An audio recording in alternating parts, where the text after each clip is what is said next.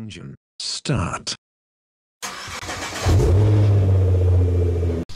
Hello guys, welcome to my YouTube channel.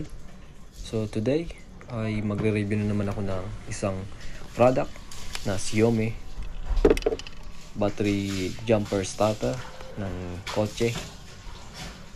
So Xiaomi model na battery booster. So try natin subukan kung okay ba yung ganitong klase na booster. So kung may ilaw na po siyang kulay green, ang ibig sabihin po ay nagkakaroon na po siya ng supply para i-jump starter sa battery. So ito po ay hindi po sponsorship, sa sarili pong pera yung binili ko dito. So susubukan po natin, ipapakita ko sa inyo kung gaano kaganda at pwede natin magamit para sa inyong mga kotse. Subuksan natin yung harapan.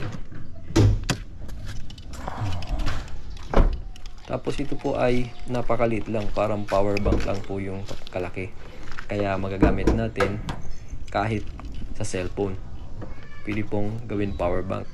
At saka mura lang po ito. Umabot lang po ng mga 3,500.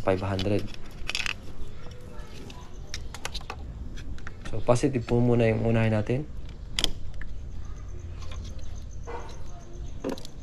So pwede kayong kumabit sa body ground.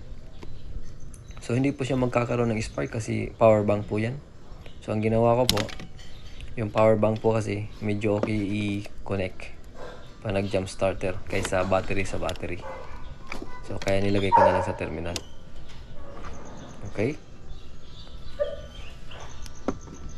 So subukan natin i-start para malaman kaagad kung gaano kalakas yung cranking. Okay?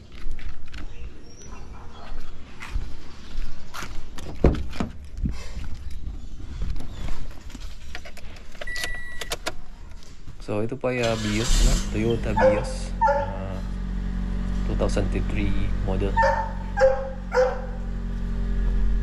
Ayun, gumagana na. So malakas po yung cranking kasi po nagkaroon po ng problema yung battery, humina po. So kaya ginamitan ko ng battery booster. So ganoon lang po katindi yung ating maliit na jump starter para sa inyo. So sana ay mag-subscribe kayo sa channel ko at saka click nga yung notification bell para update kayo sa mga panibawang uploads. Thank you so much.